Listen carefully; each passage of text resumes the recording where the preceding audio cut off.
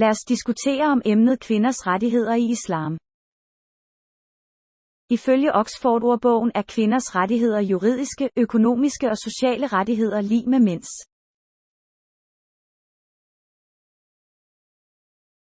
Før vi ser på kvinders rettigheder i islam, er vi nødt til at lægge de moderne kategoriske udsagn om, hvordan et liv skal ledes af kvinderne, til side.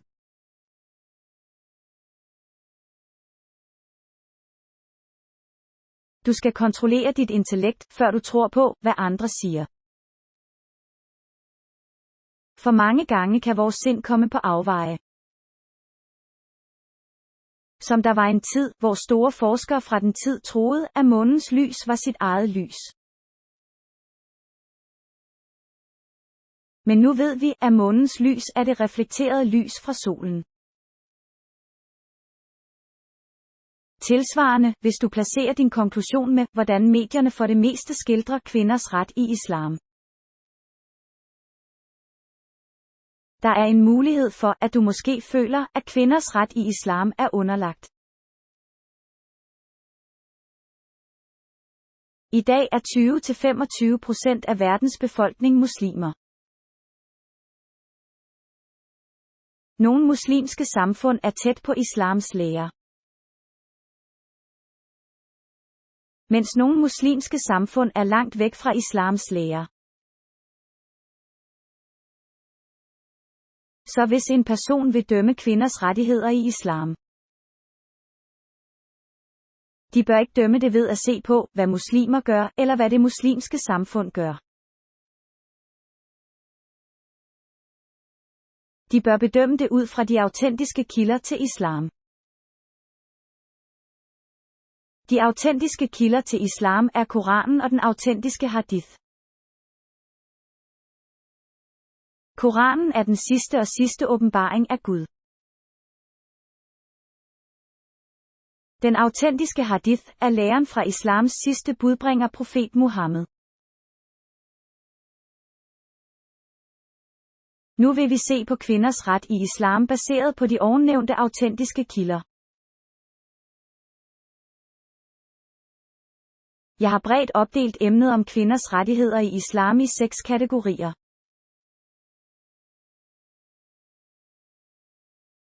1. Kvinders åndelige rettigheder i islam.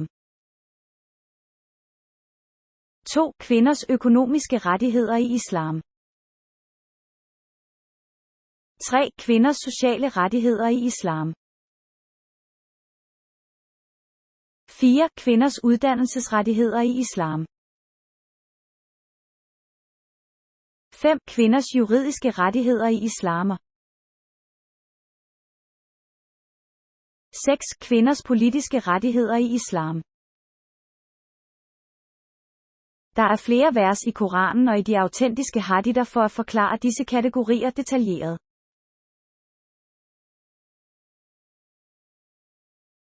Men for at gøre det let at forstå, vil jeg prøve at forklare hver kategori med kun et eller flere vers.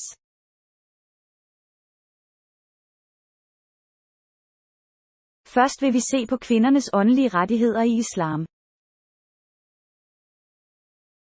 Paradiset er kun beregnet til mænd er en almindelig misforståelse blandt ikke-muslimer om islam.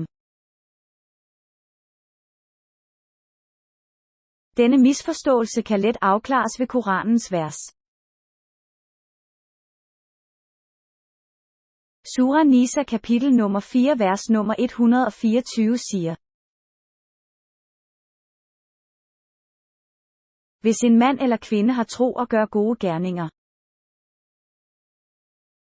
de vil helt sikkert komme ind i himlen, og der skal ikke gøres uretfærdighed mod dem.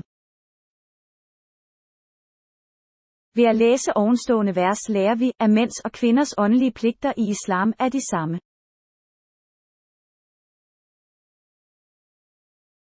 Så som en kvinde er hendes ret til at gå ind i paradis ved at tro på Allah og gøre gode gerninger. Lad os nu se på kvindernes økonomiske rettigheder i islam. I islam er en kvinde økonomisk sikker. Før hendes ægteskab er det farens og hendes broders ansvar at passe på hende. Efter hendes ægteskab er det hendes mands og hendes søns ansvar at passe på hende. I Sura Nisa kapitel nummer 4, vers nummer 34 er det nævnt. Mænd er kvindevagterne og deres ansvar for at støtte dem økonomisk.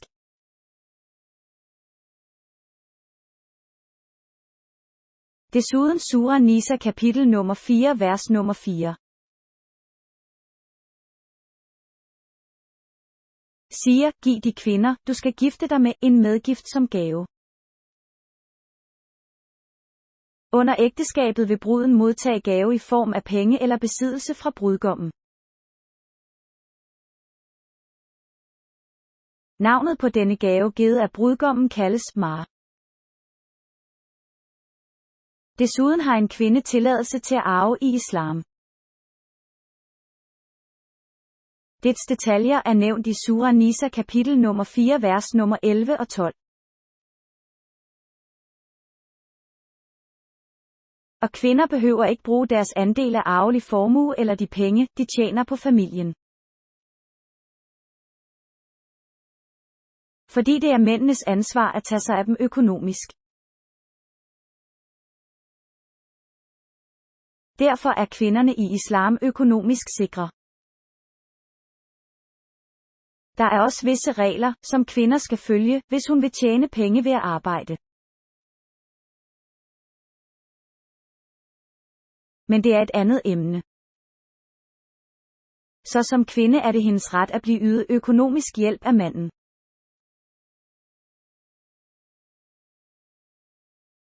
Lad os nu se på kvindernes sociale rettigheder i islam. Jeg har yderligere opdelt kvinders sociale rettigheder i islam i 4 underkategorier.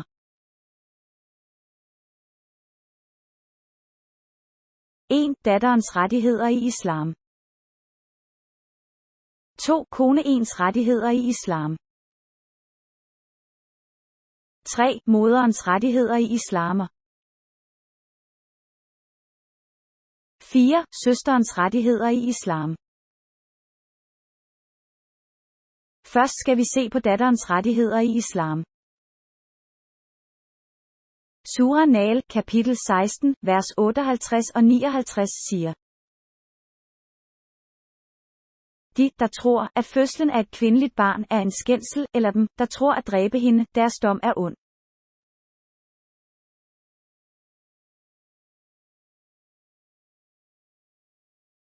Der er en autentisk hadith i Sunan Ibn Majah hadith nummer 3670.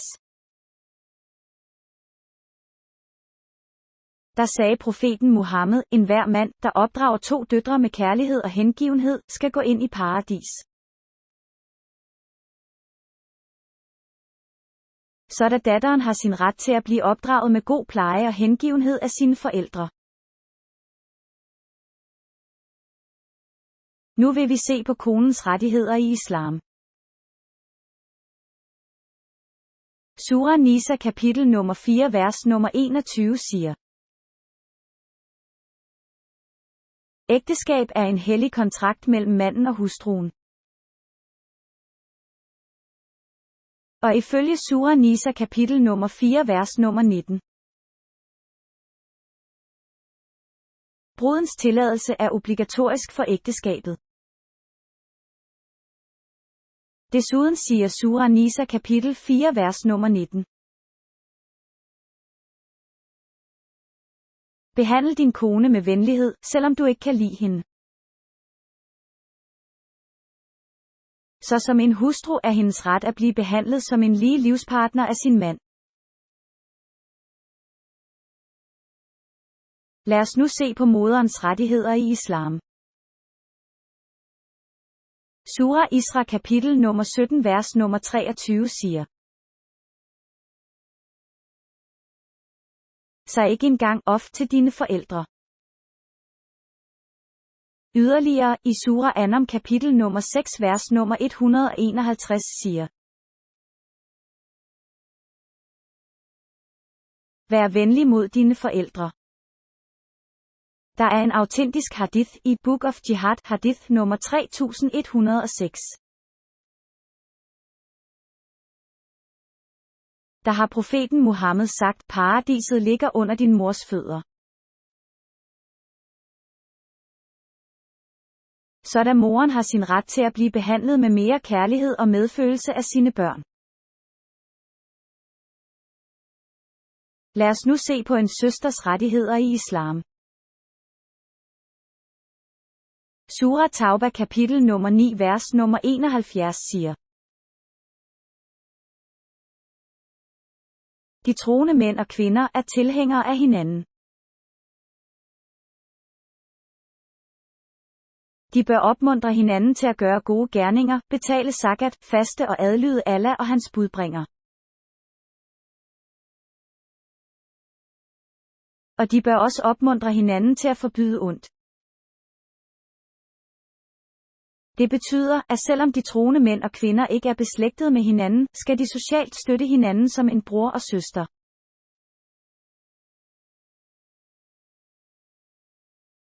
Så som en søster er det hendes ret at få social støtte af sin bror.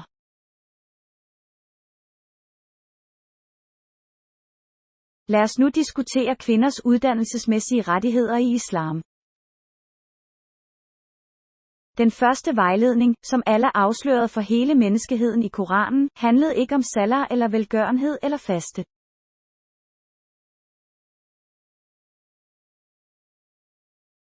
Men det handlede om ikra. Ikra betyder at læse, at forkynde, at gentage. Koranen siger dette i Sura Ikra kapitel nummer 96, vers nummer 1. Så den første vejledning, som Allah gav i Koranen, var at læse. Det var ment for både mandlige og kvindelige. Yderligere siger en autentisk hadith fra Ibn Majah hadith nummer 224.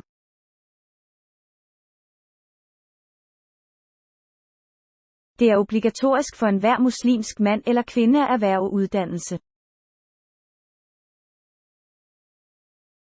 Og hvis vi læser Sahih Bukhari, lærer vi, at profeten Muhammed tildelte særlig tid til kun at uddanne kvinderne.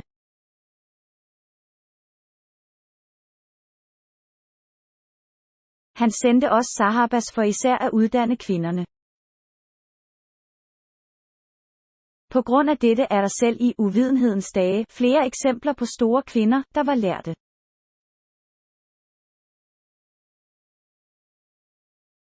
Det bedste eksempel er Aisha bint Abi Bakr. Hun har undervist i mere end 88 forskellige forskere, og mere end 2210 hadiths fortælles om hendes myndighed.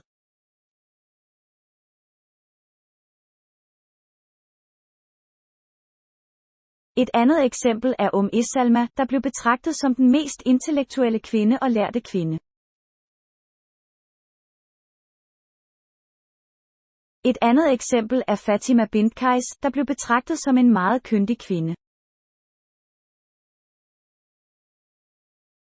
Et andet eksempel er Safia, der blev betragtet som den mest intellektuelle kvinde. Et andet eksempel er Sulaim, der blev betragtet som en autoritet og som en intelligent kvinde. Et andet eksempel er Syda Nafisa, som underviste mange forskere, herunder Imam Shafi. Et andet eksempel er Aisha bint Sa'd ibn Abi Waqqas, der underviste mange forskere, herunder Imam Malik.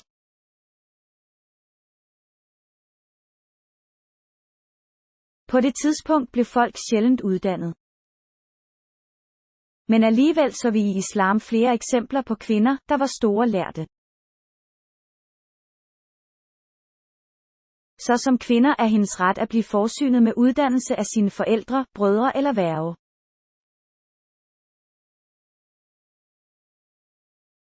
Lad os nu diskutere kvindernes juridiske rettigheder i islam. I islam er mænd og kvinder lovligt lige. I henhold til loven om ligestilling, kendt som Qisas, der er nævnt i Sura Baqarah kapitel nummer 2 vers nummer 178 og 179 siger: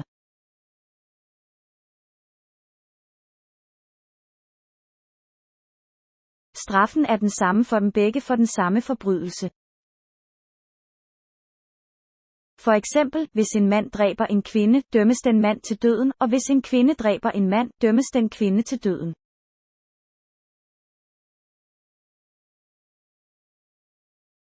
Yderligere, Surah Maida kapitel nummer 5 vers nummer 38 dage. Hvis en tyv er bevist skyldig, hvad enten det er en mand eller kvinde, skal deres hånd afskæres. Yderligere siger Surah Nur kapitel nummer 24 vers nummer 2. Hvis en utugtig er bevist skyldig, uanset om det er en mand eller en kvinde, skal de modtage 100 piske som straf.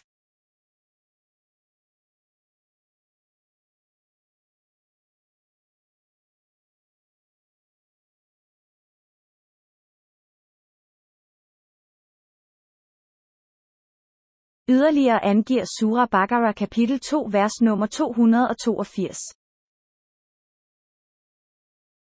Kvinder har ret til at være vidne.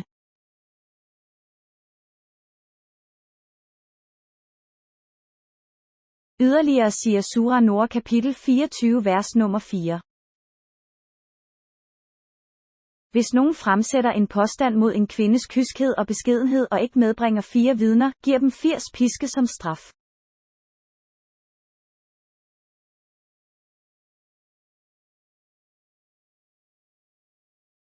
Sådan beskytter islam lovligt en kvindes værdighed. Så som kvinder er hendes ret til at blive værdig og behandlet lige af loven. Lad os nu diskutere kvindernes politiske rettigheder i islam. For at forklare kvindernes politiske autoritet i islam vil jeg fortælle en hændelse, der skete under regimet til Umar, som var islams andet kalifat.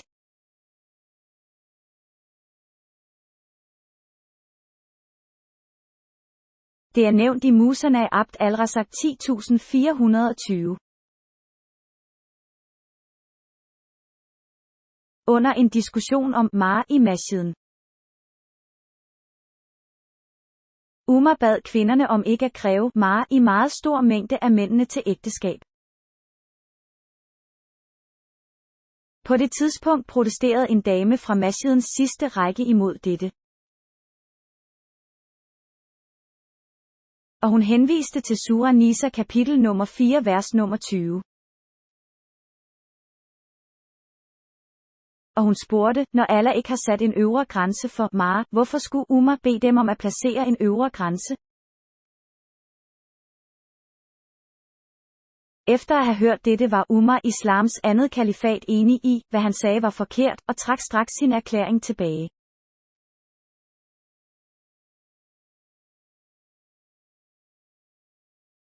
Fra ovenstående eksempel kan vi se, at en almindelig kvinde fra sidste række i masjiden protesterede mod bruddet på forfatningen, og det blev straks anerkendt.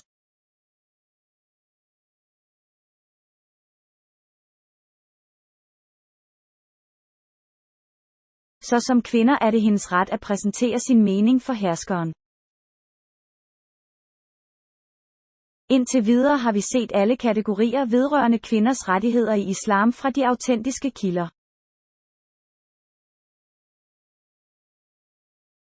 Ovenstående diskussion var en kort forklaring på kvinders rettigheder i islam. Nu ville du have indset, at kvinder i islam har mange privilegier.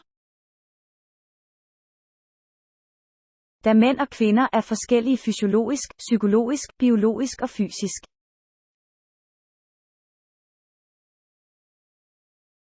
Baseret på disse forskelle har Allah sat pligter for dem. Nogle opgaver er identiske, nogle opgaver er ikke identiske. I nogle opgaver har mænd større fordel, i andre har kvinder mere fordel. Derfor giver Allah de samme pligter og forskellige pligter over for mænd og kvinder afhængigt af deres lighed og forskelle.